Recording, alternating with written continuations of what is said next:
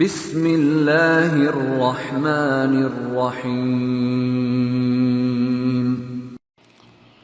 عن أبي هريرة رضي الله عنه عن النبي صلى الله عليه وسلم فيما يحكي عن ربه عز وجل قال: أذنب عبد ذنبا فقال: اللهم اغفر لي ذنبي، فقال تبارك وتعالى: أذنب عبدي ذنبا، فعلم أن له ربا يغفر الذنب ويأخذ بالذنب، ثم عاد فأذنب فقال: أي رب اغفر لي ذنبي، فقال تبارك وتعالى: عبدي أذنب ذنبا، فعلم أن له ربا يغفر الذنب ويأخذ بالذنب، ثم عاد فأذنب فقال: أي رب اغفر لي ذنبي، فقال تبارك وتعالى: أذنب عبدي ذنبا، فعلم أن له ربا يغفر الذنب ويأخذ بالذنب،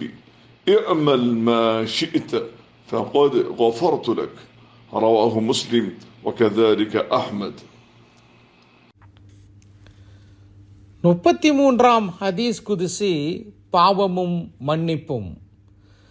அல்லாஹ்வின் திருத்தூதர் ஸல்லல்லாஹு அலைஹி வஸல்லம் அவர்கள் சொல்லியதாக அபூ ஹுரைரா ரலியல்லாஹு தஆலா அன்ஹு அவர்கள் அறிவிக்கிறார்கள்.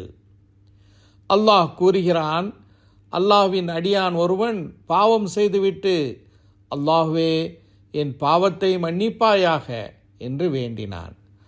அல்லாஹ் என் அடியான் பாவம் செய்துவிட்டான், மேலும் அவன் பாவங்களை மன்னிக்கக்கூடிய அல்லது அவற்றுக்கு தண்டனை விதிக்கக்கூடிய ஒரு அதிபதி உள்ளான் என்பதை அறிந்துள்ளான் என்று கூறுகிறான்.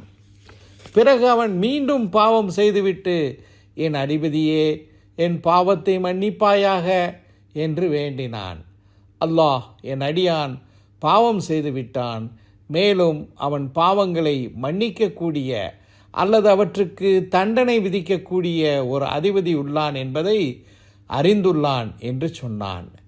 பிறகு அவன் மீண்டும் பாவம் செய்துவிட்டு, என் அதிபதியே என் பாவத்தை மன்னிப்பாயாக என வேண்டினான்.